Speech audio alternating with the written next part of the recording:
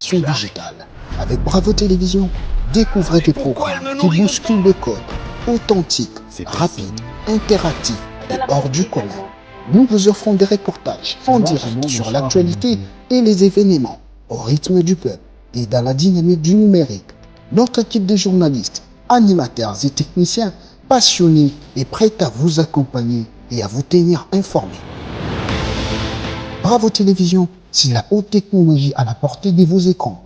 Bienvenue sur Bravo Télévision, la télévision de la génération digitale.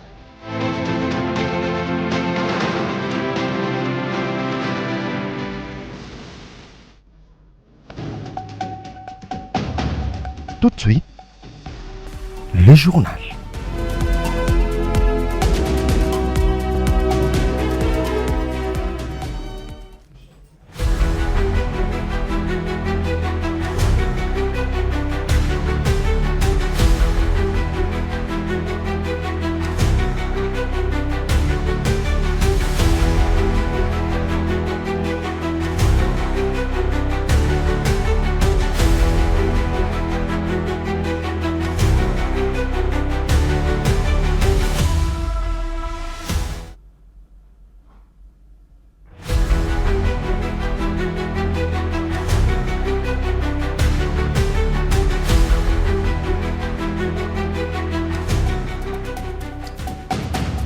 Tout de suite, le journal.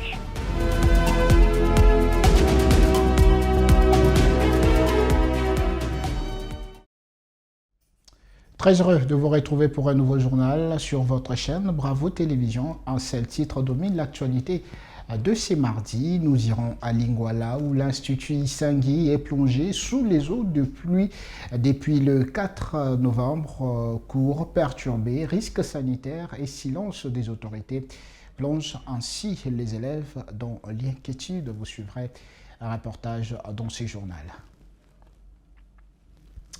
Bienvenue à tous. Le président de la République démocratique du Congo, Félix-Antoine Tshisekedi Tshilombo, a rencontré lundi 24 novembre à Luanda, en Angola, son homologue sénégalais. Cet entretien a eu lieu en marge du 7e sommet Union africaine-Union européenne. La discussion entre les deux chefs d'État a porté en priorité sur le renforcement de la coopération bilatérale entre Kinshasa et Dakar. Suivez. Le président congolais Félix-Antoine Tshisekedi Tshilombo est arrivé ce lundi 24 novembre à Luanda, en Angola, pour participer au 7e sommet de l'Union africaine, Union européenne. Une rencontre de plusieurs dirigeants des États membres de l'Union européenne et Union africaine à l'occasion du 7e sommet organisé autour du thème « Promouvoir la paix et la prospérité grâce à un multilatéralisme effectif ». C'est dans ces cadres que le chef de l'État congolais a participé à ces sommets avec objectif de renforcer le partenariat stratégique Union africaine, Union européenne, échanger sur la sécurité, l'économie, l'énergie, la jeunesse et la coopération internationale, défendre les priorités africaines au niveau continental. Pour ce faire, Félix-Antoine Tshisekedi Tshilombo a eu un entretien avec le président du Sénégal au centre des échanges, le renforcement de la coopération bilatérale entre Kinshasa et Dakar. Direction Assemblée nationale où le président de cette chambre, Aimé Boji, a reçu lundi 24 novembre l'ambassadeur plénipotentiaire de la République française en République démocratique du Congo, Rémi Maréchaux. Cette audience tenue au Palais du Peuple s'inscrit dans le cadre des échanges institutionnels réguliers entre les deux pays et marquée par la présence des civilités au nouveau président de la Chambre basse du Parlement congolais. Suivez. Le président de l'Assemblée nationale, l'honorable Aimé Boji Songara, a reçu ce lundi l'ambassadeur plénipotentiaire de la République française en République démocratique du Congo, Rémi Maréchaux. Cette audience tenue au Palais du Peuple s'inscrit dans le cadre des échanges institutionnels réguliers entre les deux pays et marquait la présentation des civilités au nouveau président de la Chambre basse du Parlement congolais. Elle s'est également déroulée dans un contexte où les parlements accompagnent activement la démocratie engagée par le chef de l'État, Félix Antoine Tshisekedi Tshilombo, en faveur du renforcement des partenariats stratégiques de la RDC. Au cours de l'entretien, les deux personnalités ont abordé les perspectives de coopération parlementaire entre la RDC et la France. L'ambassadeur Maréchaux a mis en avant la vitalité du groupe d'amitié parlementaire RDC-France, particulièrement actif dans la promotion des échanges législatifs, des missions d'études, du partage d'expériences entre députés des deux pays. Le président a récemment pris ses fonctions et donc je suis venu me présenter à lui, lui présenter mes félicitations et discuter de l'actualité du travail parlementaire. Donc outre cette actualité congolaise, nous avons aussi discuté des relations entre le Parlement congolais et le Parlement français. Nous avons ici à Kinshasa un groupe d'amitié RDC-France très actif qui a des projets de déplacement en France. Donc c'est important parce que nous avons en France des parlementaires sensibilisés à la réalité de la RDC et aussi parlementaires français d'origine congolaise qui facilitent les relations entre les deux pays. Donc c'est important de voir comment les deux institutions peuvent travailler ensemble. Mais au-delà, je suis reconnaissant au Parlement du président du Parlement, du temps qu'il a pu trouver pour m'exposer ses priorités, donc de l'adoption du budget, mais au-delà.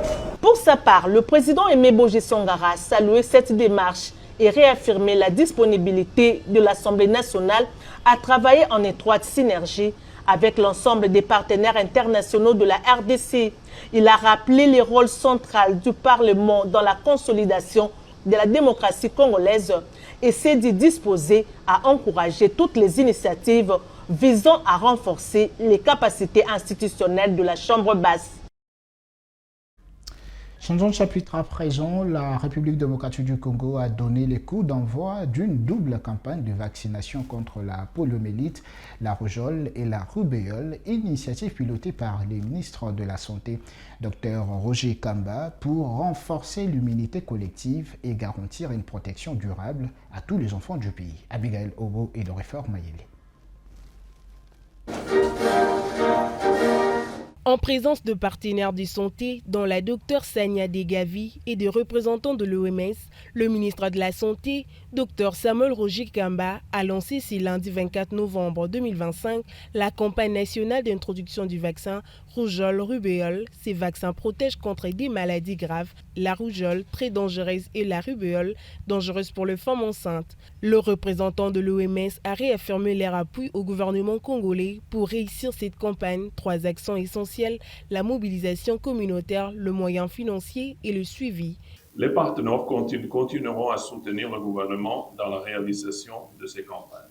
Nous restons engagés aux côtés du gouvernement pour travailler que cette intégration soit effective, possiblement dans les phases suivantes. De son côté, la Dr Sania a salué cette initiative, soulignant que le vaccin rubéole-rougeole contribuera à réduire la mortalité infantile. Gavi s'engage à soutenir la RDC pour renforcer la souveraineté sanitaire.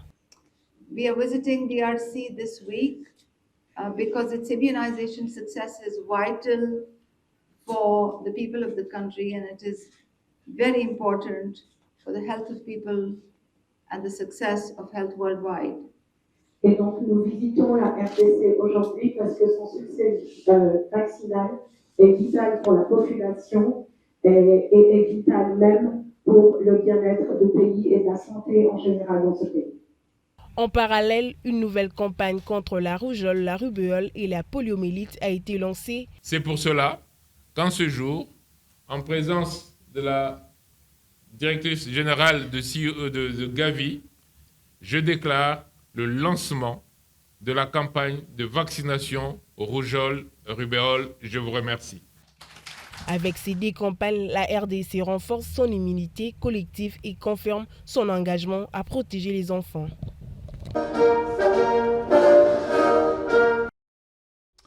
Et puis du 25 novembre au 10 décembre, une campagne de 16 jours d'activisme contre les violences basées sur le genre battra son plein à travers la République démocratique du Congo, initiée par la ministre du genre, Famille, Enfants, en collaboration avec l'INFPA. Cette édition met l'accent sur la lutte contre la violence numérique faite aux femmes et aux filles.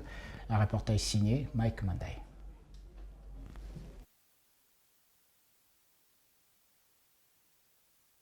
Un moment d'échange constructif s'est tenu entre la ministre du Genre, Famille et Enfants, le UNFPA, la société civile et le média autour des violences basées sur le genre. Cette activité s'inscrivait dans le cadre de 16 jours d'activisme sous le thème « Mettre fin à la violence numérique contre les femmes et les filles ». Des avancées, défis et perspectives ont été partagées avec une assistance particulière. La campagne se déroule du 25 novembre au 10 décembre de l'année en cours et reflète l'engagement du gouvernement à lutter contre le VBG, y compris dans le numérique.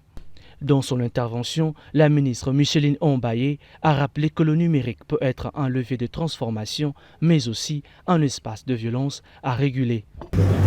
Le numérique, jadis symbole des progrès et des libertés, devient de plus en plus une arme d'harcèlement en ligne, la cyberintimidation, la diffusion d'images non consenties, des menaces, des discours de haine, la désinformation, la pédopiégeage, l'usurpation d'identité et l'hypertricage alimenté par l'intelligence artificielle.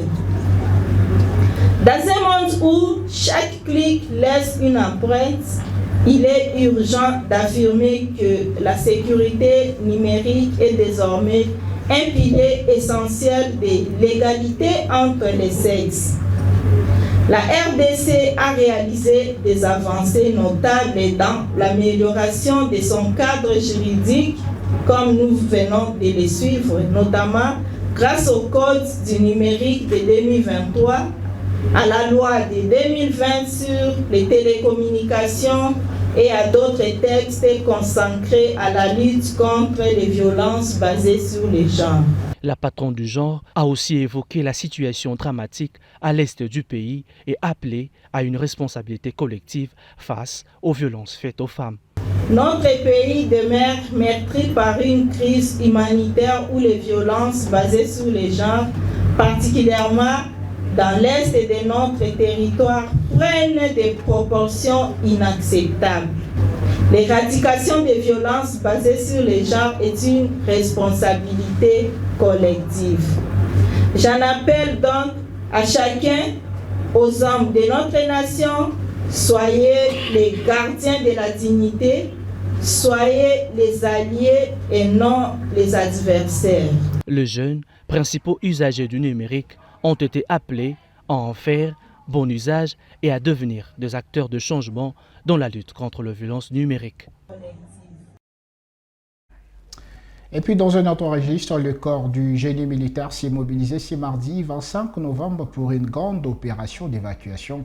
Les militaires ont commencé le nettoyage de la rivière de la Gombe, portant le même nom, en retirant les immondices et le déchet. Cette action vise à améliorer l'assainissement de cette commune et à prévenir les inondations. Les habitants de cette zone ont vivement salué cette initiative. Un reportage signé Vini Bekoli.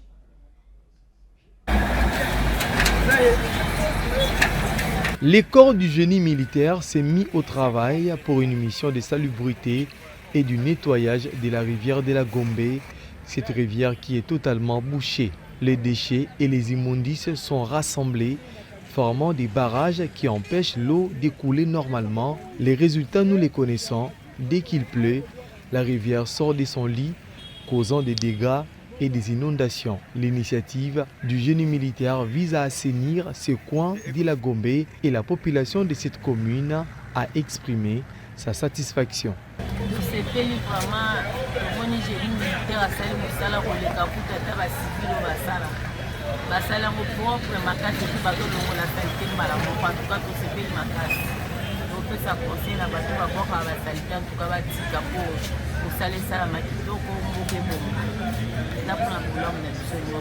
yango nde sikoyo tokoyebisa sikoyo na population bapopulation bazali ate boyata katono kato ya monene litaga ngai wenza ngai batika kopesaka bana oyo ya bashege baikunde na bango wana salite na bango bana bwaka na teka se na butubutu mpe batikaka lisusu ndenge ezali mpe suivi ezalaka na bamapango ya bakolo mapango na balocataire na bango bazaka na suivi soki okobwaki salite bayeba salite na yo obwakaki yango wapi obwakaki yango wapi mpo bazala contrôle po lisu likolo ya lisu po motu nyonso ayeba ndenge nini ya kobwaka salite na ye moto apusu soki aye azwaka salite ake yango nayesa bamama nyonso bayeba ke batala lisu likolo ya lisu oyo bakomona ye abwaki salite na terrasse badenonse ye po biso nyonso tozolinga développement mboka etambola malamu po mboka ndenge eza na tolinga mboka na biso biso moko conscience eloko ya makasi yaka conscience.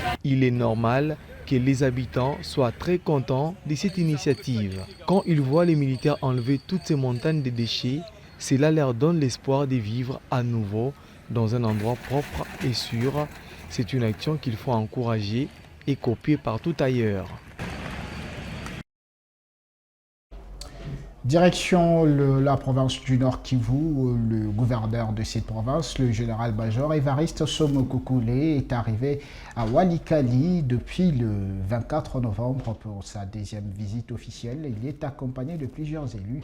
Le chef de l'exécutif provincial vient d'apporter des solutions concrètes aux préoccupations des habitants, notamment en matière de sécurité, justice, santé et infrastructures routières dans la région fidèle et Zénia. Le gouverneur du Nord Kivu, quelques membres de son gouvernement et ceux du comité provincial de sécurité séjournent à Walikale depuis l'après-midi de ce 24 novembre 2025. Pour sa deuxième visite officielle dans cette partie du Nord Kivu, le chef de l'exécutif, accompagné des élus nationaux et provinciaux du Nord Kivu, apporte dans sa gibecière de réponse aux préoccupations de sa population, notamment en termes de la justice, de la santé, de la sécurité et des infrastructures.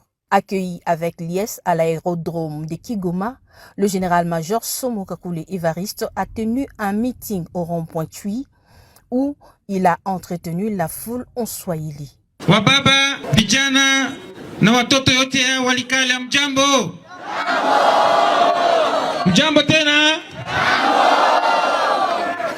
Wakati nilipita hapa ilikuwa hali mbaya sana, na hiyo hali haiaisha, inapunguka tu kidogo, lakini ingali. Nafikiri mnajua ile, sivyo? Lakini pamoja na shida niliwaambiaka tuko pamoja. Nafika hapa naona mumetia vitambala vingi hapa, mnatia sura ya mkubwa wa nchi, Mheshimiwa Rais Tshisekedi Chilombo. Ndio shefu yetu sie wote, si vile? Mpigie mikono wa ndugu. Baba ule wa taifa ndio anafanya yake yote ili tupate amani, na ndio maana leo minarudia hapa kwa shughuli mbalimbali za development ya Walikale na za sécurité ya Walikale, ndio mambo tunakuia hapa. Puis, les cortèges de la délégation gouvernementale s'ébranlent vers le bureau du territoire pour une réunion du comité de sécurité élargie aux autorités locales.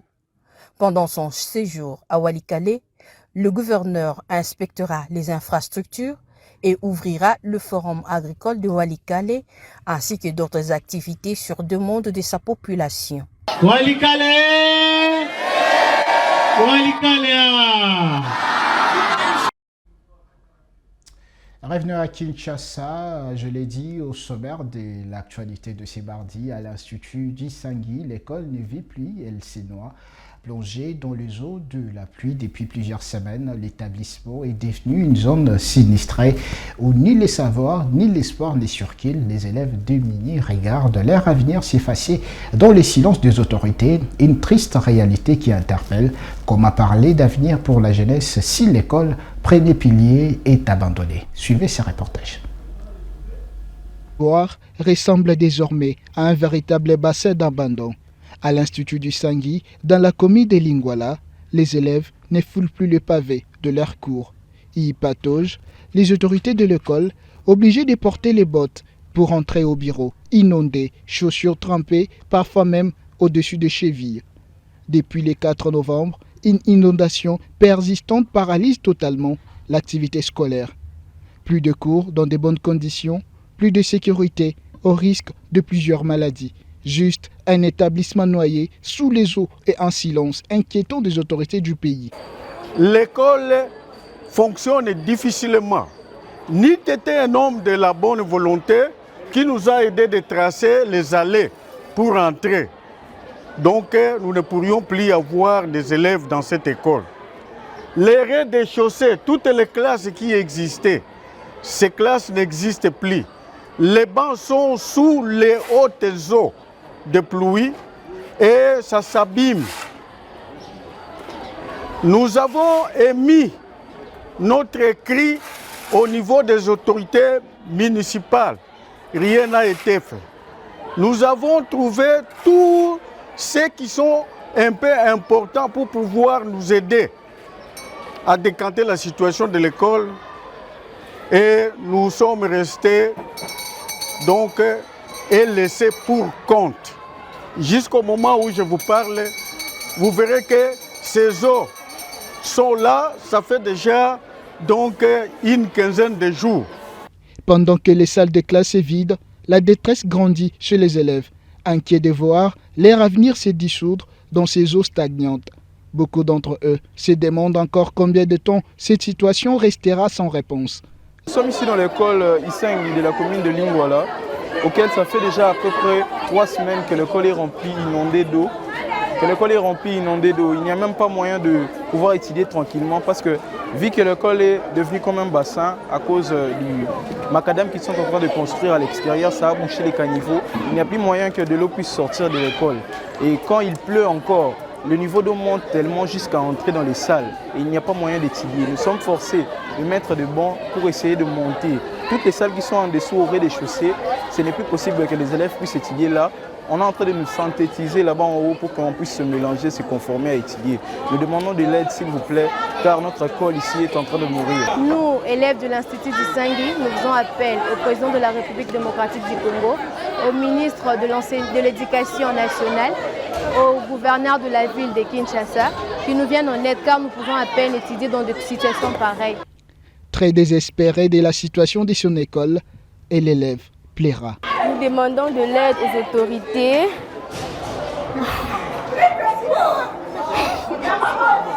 L'avenir de la République démocratique du Congo appartient à la jeunesse. Comment y arriver si cette même jeunesse n'est pas encadrée dans de bonnes conditions? Construire cet avenir si l'école, premier pilier de la formation, se trouve littéralement submergée. L'Institut d'Isengui coule. Il est temps d'agir avant qu'il ne soit trop tard. Nous espérons que les autorités compétentes trouveront des solutions face à cette situation. Quittons la République démocratique du Congo pour parler de cette guerre qui s'intensifie entre l'Ukraine et la Russie. La nuit du lundi à mardi, les deux pays ont signalé de frappes aériennes durées sur leur territoire. Ces bombardements ont causé de pertes en vies humaines et de morts sont à déplorer en Russie, notamment dans la région de Rostov, ainsi qu'en Ukraine, où des villes comme Kiev et installations électriques ont été touchées. Regardez cet élément de nos confrères de France 24. Ces pompiers ukrainiens se sont retrouvés piégés au cœur d'une série de frappes russes à Soumy, au nord-est du pays. Pris dans le brasier, leurs camions menacent d'exploser à tout moment. Ils parviennent in extremis à le sauver. L'alerte aérienne a été déclenchée dans toute l'Ukraine. Plongée dans le noir, la capitale Kiev n'échappe pas aux drones Shahed et aux missiles russes. Des habitations sont touchées, tout comme les infrastructures énergétiques. Le maire de la ville, Vitali Klitschko, affirme que la distribution d'eau et d'électricité est fortement perturbée. Selon les médias ukrainiens, l'Ukraine aurait perdu plus de la moitié de sa capacité de production de gaz depuis le début de l'invasion russe en février 2022, faisant craindre un hiver particulièrement rude. Kiev vise de son côté régulièrement des dépôts et raffineries de pétrole russe. Selon les autorités locales russes, les forces aériennes ukrainiennes ont frappé cette nuit plusieurs villes des régions de Krasnodar et de Rostov, faisant plusieurs morts. Si vous venez de nous prendre en cours de diffusion, retenez qu'un seul titre a dominé l'actualité de ce mardi. Nous étions à Lingwala où l'Institut Isengui est plongé sous le eau de pluie. Depuis le 4 novembre, cours perturbés, risques sanitaires et silence des autorités plongent les élèves dans l'inquiétude. Vous avez suivi un reportage dans ce journal. Fin de cette édition, merci de nous avoir suivis, restez-nous toujours fidèles. Après cette édition, vous suivrez votre plateau spécial consacré au foot, Ligue des Champions et de retour. Et sur Bravo Télévision, Magloire Paloukou ainsi que Jacques Sogo seront en commande pour vous faire vibrer au rythme de la soirée Ligue des Champions, le match qui va opposer le FC Barcelone qui sera reçu par la formation de Chelsea tout à l'heure à 20h. Entre moi, je vous dis au revoir et à très vite. Restez-nous toujours fidèles.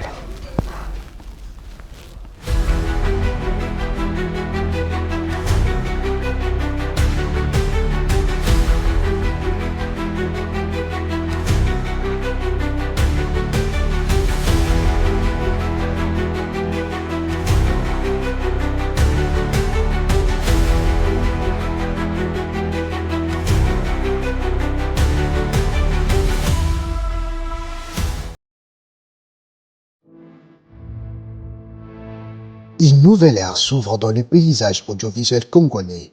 Bravo Télévision, c'est la voix de la génération digitale. Avec Bravo Télévision, découvrez des programmes qui bousculent le code, authentiques, rapides, interactifs et hors du commun. Nous vous offrons des reportages en direct sur l'actualité et les événements, au rythme du peuple et dans la dynamique du numérique.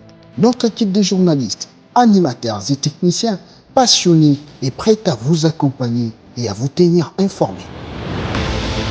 Bravo Télévision, c'est la haute technologie à la portée de vos écrans. Bienvenue sur Bravo Télévision, la télévision de la génération digitale.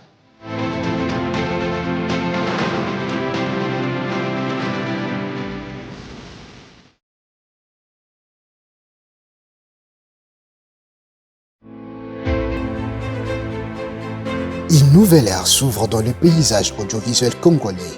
Bravo Télévision, c'est la voix de la génération digitale. Avec Bravo Télévision, découvrez des programmes qui bousculent le code, authentiques, rapides, interactifs et hors du commun. Nous vous offrons des reportages en direct sur